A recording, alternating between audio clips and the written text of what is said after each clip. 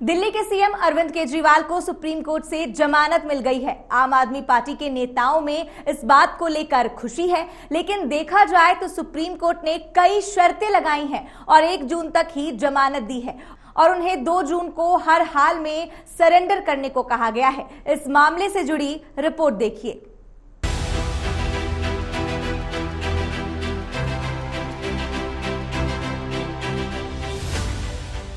दिल्ली शराब घोटाले में करीब 40 दिन से तिहाड़ में बंद केजरीवाल को सुप्रीम कोर्ट से मामूली राहत मिल गई, लेकिन वो 1 जून तक ही जेल के बाहर रह सकेंगे। 20 दिन के लिए इंटरिम बेल दी जा रही है 2 जून तक, और कोई कैंपेनिंग के ऊपर कोई रिस्ट्रिक्शन नहीं है। वो क्या कह सकते हैं या क्या नहीं कह सकते हैं, उस पर कोई रिस्ट्रिक्शन इम्पोज नहीं की गई है। जबकि जब ऑर्डर भी प्रोनाउंस किया जा रहा था तब भी ईडी ने रिक्वेस्ट किया कि कोई रिस्ट्रिक्शन डाली जाए, लेकिन कोई रिस्ट्रिक्शन नहीं दी गई है और 2 जून को उन्हें 2 जून तक की ये मोहलत दी गई है इंटरिम बेल की। दरअसल केजरीवाल के वकील ने 4 जून तक की रिहाई का अनुरोध किया था, लेकिन सुप्रीम कोर्ट ने अनुरोध खारिज कर दिया और केवल 1 जून तक के लिए ही जमानत दी। लेकिन इधर आम आदमी पार्टी कोर्ट के इस फैसले पर ऐसे खुश है मानो केजरीवाल आरोपों से बरी हो गए हों। देखिए, ये सत्य की विजय है, ये इस देश के लोकतंत्र की विजय है, ये इस देश के संविधान की विजय है। भारतीय जनता पार्टी ने इस देश में तानाशाही खड़ी करने के लिए कोई कसर नहीं छोड़ी है। जिस प्रकार से विपक्ष पे हमला हो रहा है, जिस तरह से ईडी और सीबीआई का प्रयोग हो रहा है, जिस तरह से चुनाव की घोषणा के बाद एक चुने हुए मुख्यमंत्री को जेल में डाल दिया गया, लेकिन मैं सुप्रीम कोर्ट का धन्यवाद करती हूं कि सुप्रीम कोर्ट सामने आया लोकतंत्र को बचाने के लिए, संविधान को बचाने के लिए।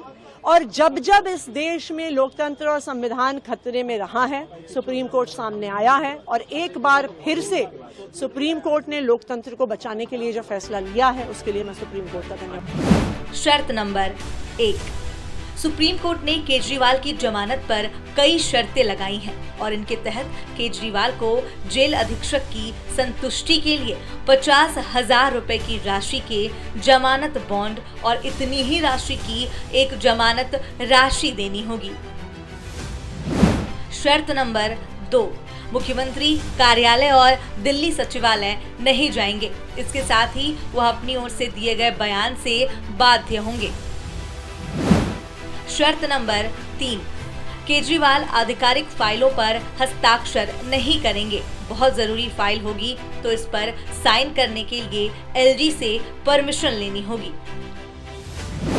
शर्त नंबर 4, इसके साथ ही केजरीवाल मनी लॉन्ड्रिंग मामले में अपनी भूमिका के संबंध में कोई टिप्पणी नहीं करेंगे और वह किसी भी गवाह के साथ बातचीत भी नहीं करेंगे। शर्त नंबर 5, और ये कि मामले से जुड़ी किसी भी आधिकारिक फाइल तक उनकी पहुंच नहीं होगी। चुनाव प्रचार के लिए बेल मिली, जमानत मिली और 1 जून तक मिली है। उसके बाद क्या? और अंतरिम जमानत मिलना मतलब ये नहीं कि आप अपराध मुक्त हो गए। पैरोल पर भी अपराधी बाहर आते हैं, फिर अपने स्थान पे वापस जाते हैं। और 2014 का लोकसभा चुनाव हमने देखा, तब भी केजरीवाल बाहर थे, प्रचार कर रहे थे, चुनाव लड़ भी रहे थे। 2019 में भी बाहर थे।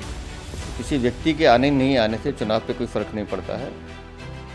केजरीवाल जमानत पर रहेंगे। साथ ही केजरीवाल की अंतरिम जमानत की शर्तें आप नेता संजय सिंह की जमानत पर लगाई गई शर्तों के समान ही होंगी, लेकिन गिरफ्तारी के खिलाफ केजरीवाल की याचिका पर बहस अगले सप्ताह जारी रहेगी। Special desk, AMV network.